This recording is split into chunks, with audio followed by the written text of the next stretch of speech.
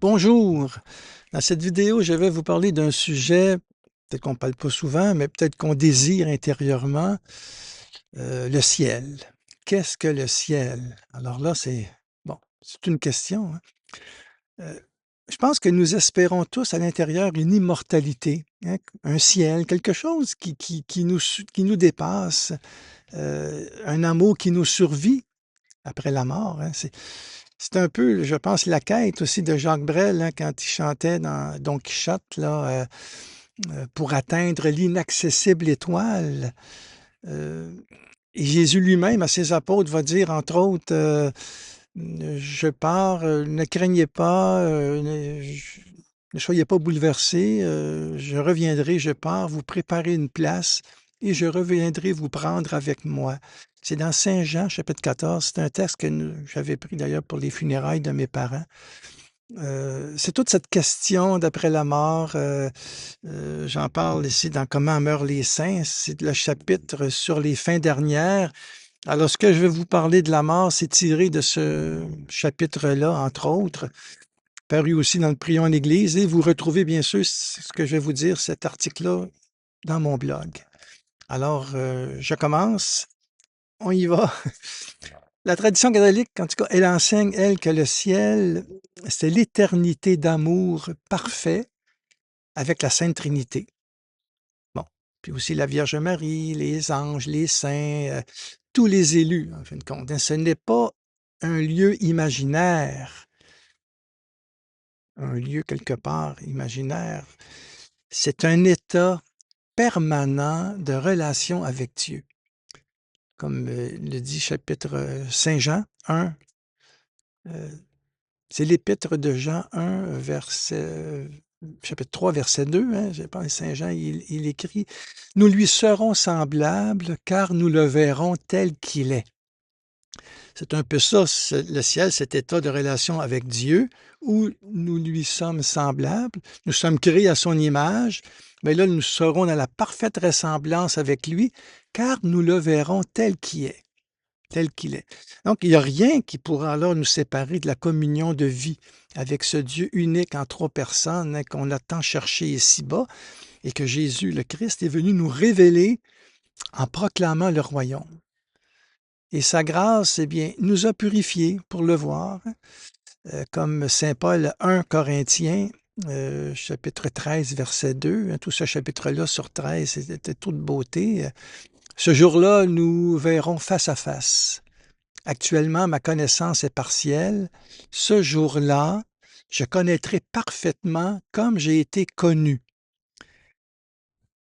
comme nous le connaîtrons, comme le Seigneur nous connaît. Donc, c'est un face-à-face, c'est un cœur à cœur, c'est une relation permanente. Les saints en ont beaucoup parlé de ça, du ciel, parce que c'est notre but ultime, c'est la fin de notre pèlerinage terrestre. C'est la vie éternelle. Il y a le ciel, le purgatoire aussi. Alors ça, j'en parlerai dans une autre vidéo à venir, hein, sur le purgatoire. Il y a aussi l'enfer, une réalité aussi, pour les gens qui refusent le salut. Mais ça, c'est une autre question. Euh, donc, les saints en ont parlé. J'ai entre autres le frère André Bessette qui me vient en tête, le saint frère André, qui a fondé l'oratoire Saint-Joseph du Mont-Royal, à Montréal, qui est décédé le 6 janvier 1937 à l'âge de 91 ans. Il a souvent parlé de la mort, lui, comme d'une amie qui nous introduit auprès de Dieu. Il n'a pas écrit, mais il en a parlé. Euh, D'ailleurs, à un moment donné, il disait aux infirmières qui le soignaient, là, il vient de mourir, le grand Tout-Puissant s'en vient. Le grand Tout-Puissant s'en vient. Et la veille de sa mort, ben, il demande justement à Monseigneur André Cousineau, qui le visite, il dit, voulez-vous, il demande une faveur. Il dit, oui, frère André, voulez-vous prier pour ma conversion? Donc, juste avant de mourir, ce saint-là, premier saint qui est né au Québec, le frère André, me demande qu'on prie pour sa conversion. C'est très, très beau. Puis il a été canonisé, lui, par Benoît XVI le 17 octobre 2010. Mais ça, dans mon livre sur les saints, j'en parle des derniers moments des saints. Je ne vais pas trop m'attarder là-dessus. Ce que je veux simplement évoquer, c'est quelques paroles du frère André sur le ciel, qui est la vraie patrie. Donc, c'est quelques paroles. Quand on a mené une bonne vie, on dit frère André, on ne doit pas craindre la mort, c'est la porte du ciel. C'est par la mort que nous avons la vie. Ça, François d'Assise en a parlé aussi. Loué soit le Seigneur pour notre sœur, la mort. Frère André continue, il dit, il y a si peu de distance entre le ciel et la terre que Dieu nous entend toujours. Vous savez, c'est permis de désirer la mort dans l'unique but d'aller voir Dieu. Désire la mort, pas parce qu'on n'aime pas la vie, pas parce bon, on veut voir Dieu. C'est ce que Thérèse d'Avila disait, toute jeune. Elle est partie avec son frère, elle a une sorte de fugue, justement pour combattre les morts musulmans, pour voir Dieu. Elle a dit, je veux voir Dieu. Et pour voir Dieu, bien, il faut mourir. Bon, c'est des mystiques, c'est des âmes extraordinaires, mais c'est pour vous dire comment que c'est profond en nous, ce besoin-là d'être heureux éternellement. Et frère André, il écrit aussi dans une autre parole, la terre n'est qu'un lieu de passage, le ciel est notre véritable patrie. Il continue, quand je serai mort, je vais être rendu au ciel, je vais être bien plus près du bon Dieu que je le suis actuellement. J'aurai plus de pouvoir pour vous aider. Ça rejoint notre petite Thérèse, ça, hein, qui va passer son ciel à faire du bien sur la terre.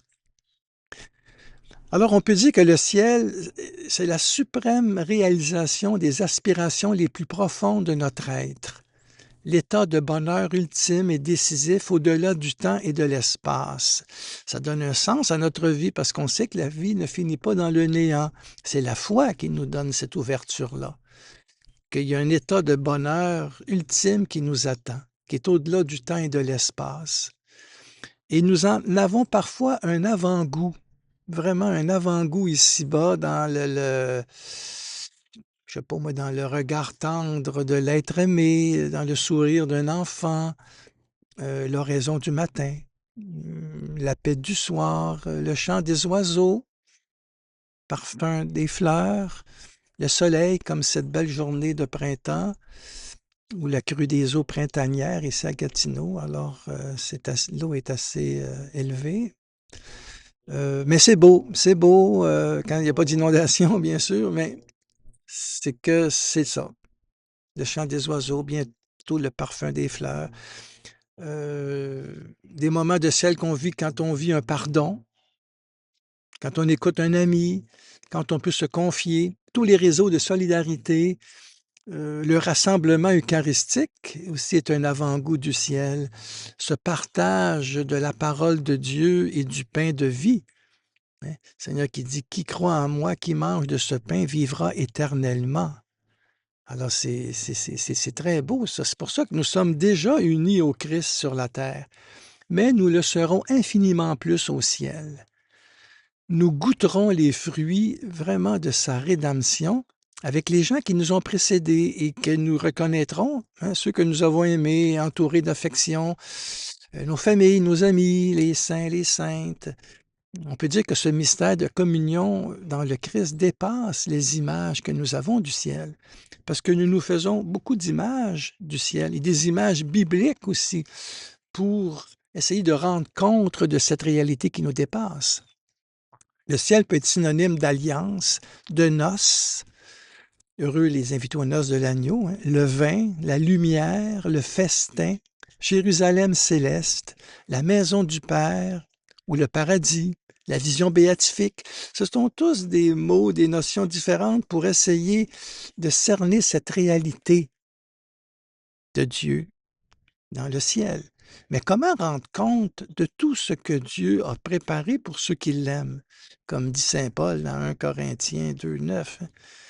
Bien, le Seigneur nous donnera la capacité de le contempler dans sa gloire et de le louer éternellement pour l'amour infini qu'il répand dans le cœur de ses enfants.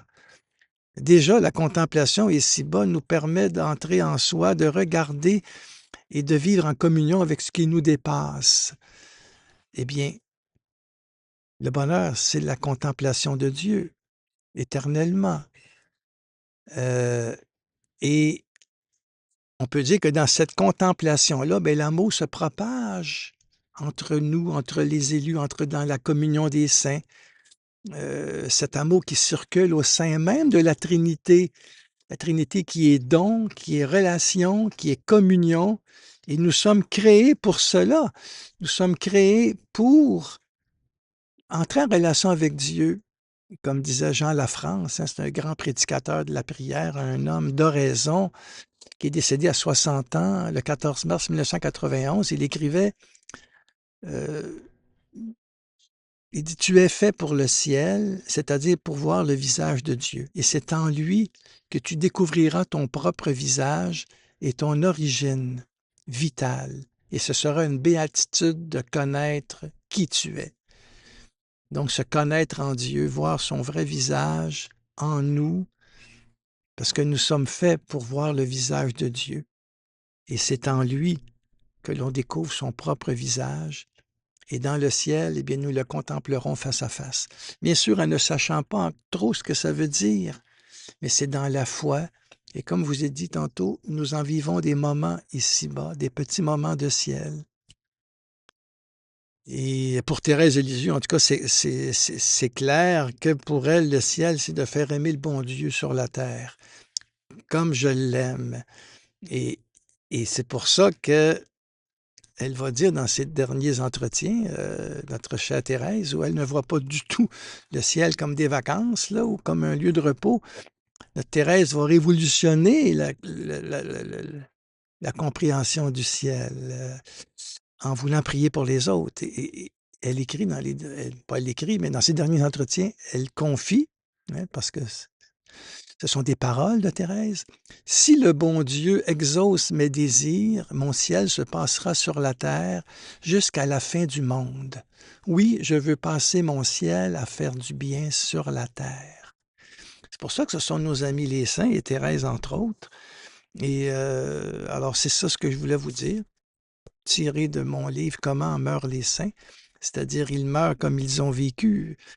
Et vous retrouvez ce que je vous ai dit, ben, c'est sur mon blog, jacquesgauthier.com, où vous avez là l'article justement de Qu'est-ce que le ciel?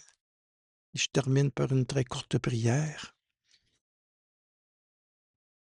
Nous te rendons grâce, Seigneur, pour ta création. Nous te rendons grâce de nous avoir créés et nous te rendons grâce de nous préparer une place près de toi. Toi qui es le vivant, Seigneur Jésus, toi qui es la porte, qui est venu pour nous donner la vie en abondance. Tu es la porte par où nous pouvons entrer, justement, pour goûter les joies du ciel. Et nous te demandons cette grâce spéciale, comme le bon larron, de nous accueillir près de toi au moment de notre mort. Le bon larron qui a reconnu son tort, sa faute, et toi qui lui dis, aujourd'hui même, tu seras avec moi dans le paradis. Alors Seigneur, donne-nous cette grâce d'être avec toi à l'heure de notre mort, dans le ciel, et de nous donner cette grâce comme Thérèse, de faire du bien sur la terre aussi, là où nous serons, en priant pour les autres. Nous te le demandons pour nous, pour les gens que nous aimons, pour nos amis, pour nos familles, toi qui vis et règnes pour les siècles des siècles. Amen.